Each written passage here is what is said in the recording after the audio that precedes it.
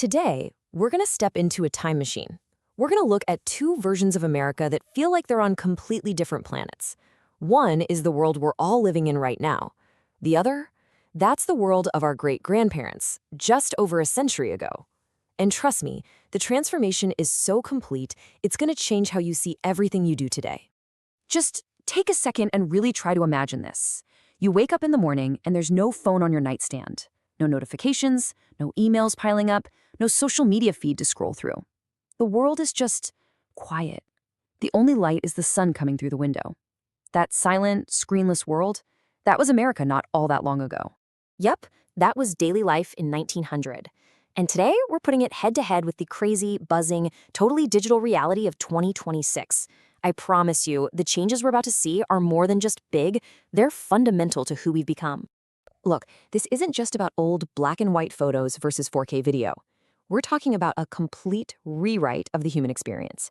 From backbreaking labor in a field to a Zoom call from your living room, from a steam train chugging along to a jet plane crossing the country in hours, we are going to break it all down, starting with the most basic thing there is, just getting through the day.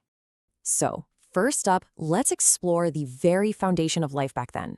What did it actually feel like to work, to live, to just get through an average Tuesday? In 1900, your day was a physical battle.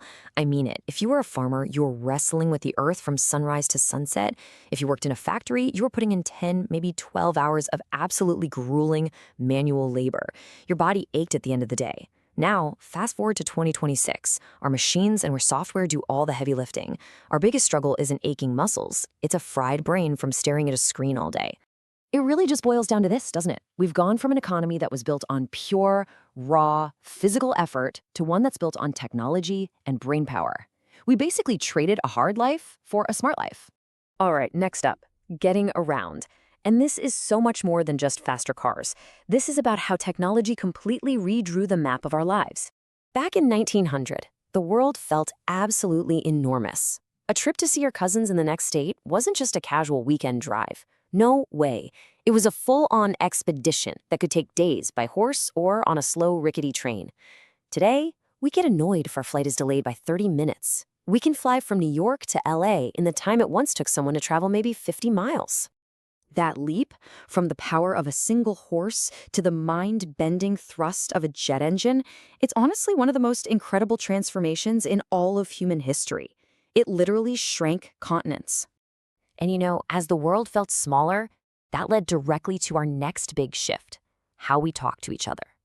Because if faster travel shrunk the world, the revolution in communication made distance almost totally irrelevant. I want you to really think about this for a second. In 1900, if you wanted to send an important message, you wrote a letter, by hand. And then you waited, for days, maybe even weeks, for a reply. All of life's big news traveled at the speed of a train. Today, you can have a random thought, type it out on your phone, and send it to someone on the other side of the planet before you even take your next breath. It is literally instantaneous. So what this really means is the total collapse of time and distance in our social lives. We've traded the slow, thoughtful art of waiting for the constant, buzzing demand of instant gratification. Okay, all of this, it leads us to an idea that feels almost alien to us now. What was life like before the screen? A world without a glowing rectangle in every single hand and on every single wall. It is absolutely wild to remember that in 1900, electricity wasn't a given. It was a luxury. At night, it was actually dark. Entertainment wasn't Netflix. It was playing music, gathering with neighbors, or reading a book by candlelight. Compare that to 2026, where our entire existence, our jobs, our friendships, our entertainment, it's all filtered through a screen. We literally live inside a digital world now. And this isn't just about swapping books for phones. This is a fundamental rewiring of our brains. I mean, think about how hard it is to just focus on one thing for 10 minutes without feeling that pull to check your phone. That's a modern condition. It has completely reshaped our attention spans and how we see the world around us.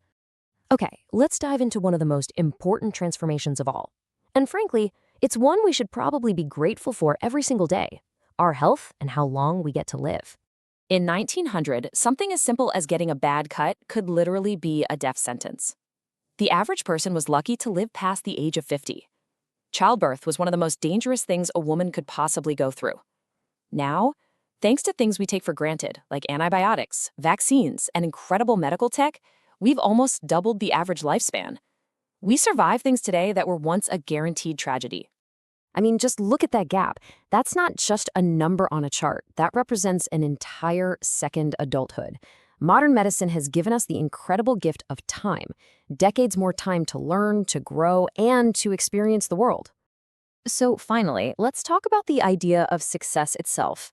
What did it even mean to make it in America? And how has that dream completely changed? Back in 1900, for most people, your path in life was pretty much set the day you were born. The gap between the super rich and everybody else was a giant chasm, and the chances to climb that ladder were few and far between.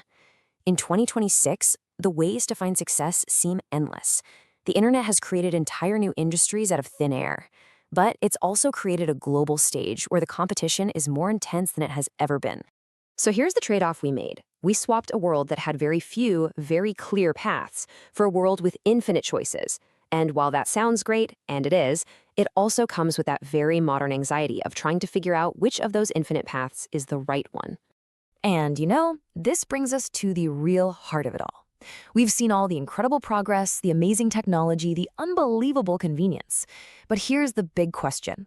Is our modern life actually better? Or did the simplicity of 1900, with all its hardships, offer a kind of peace and quiet that we've completely lost? I mean, this is the ultimate question, isn't it? Our lives are objectively, measurably easier, safer, and longer. We have more information and entertainment at our fingertips than kings and queens could have ever dreamed of. But has all that progress actually made us happier? Are we more fulfilled? So now it's your turn. If you had to choose, and you can only pick one, would you go for the hard, simple, more connected life of 1900, or the convenient, complex, and totally digital life of 2026? I really want to know what you think. Drop your choice in the comments. Thanks for joining me on this journey.